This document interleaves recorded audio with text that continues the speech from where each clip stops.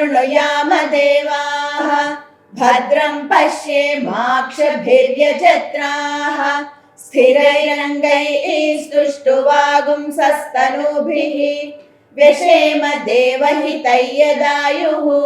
स्वस्ति न इन्द्रो वृद्धश्रवाः स्वस्ति नः पूषा विश्ववेदाः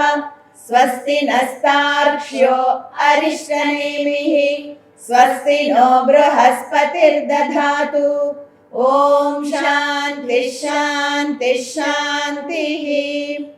अथ सूर्याथर्वाङ्गिरसंज्ञा आख्यास्यामः ब्रह्मा ऋषिः गायत्री छन्दः आदित्यो देवता हंसः सोऽहमग्निनारायणयुक्तं बीजं हृल्लेखा शक्तिः वियदादिसर्गसंयुक्तं कीलकं चतुर्विध पुरुषार्थ सिद्ध्यर्थे विनियोगः षट्स्वरारूढेन बीजेन षडङ्गं रक्ताम्बुज संस्थितं सप्ताश्वरथिनं हिरण्यवर्णं चतुर्भुजं पद्मद्वयाभयवरदहस्तं कालचक्रप्रणेतारं श्रीसूर्यनारायणय्य एवं वेद स वै ब्राह्मणः। ॐ भूर्भुवः स्वः तत्सवितुर्वरेण्यं भर्गो देवस्य धीमहि धियो यो नः प्रचोदयात् सूर्य आत्मा जगतस्तस्थुषश्च सूर्याद्वै खल्विमानि भूतानि जायन्ते सूर्याद्यज्ञः पर्जन्यो अन्नमात्मा नमस्ते आदित्य त्वमेव प्रत्यक्षं कर्म कर्तासि त्वमेव प्रत्यक्षं ब्रह्मासि त्वमेव प्रत्यक्षं विष्णुरसि त्वमेव प्रत्यक्षं रुद्रोऽसि त्वमेव प्रत्यक्षं मृगसि त्वमेव प्रत्यक्षं यजुरसि त्वमेव प्रत्यक्षं सामासि त्वमेव प्रत्यक्षमथर्वासि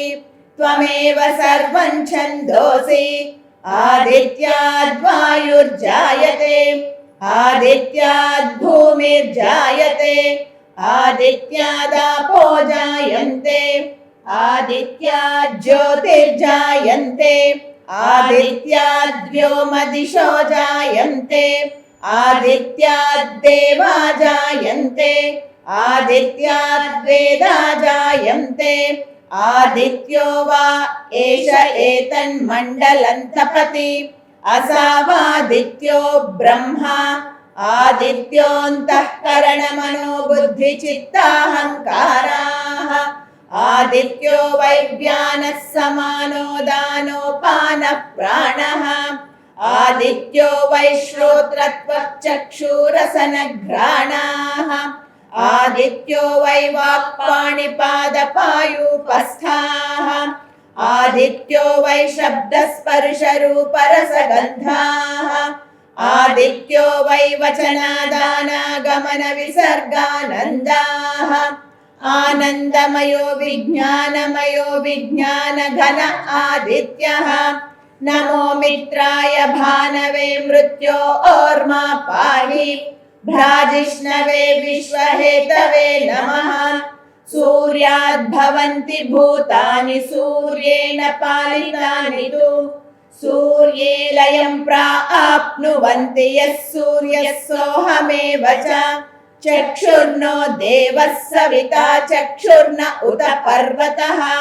चक्षुर्धाता दधातु नः आदित्याय विद्महे सहस्रकिरणाय धीमहि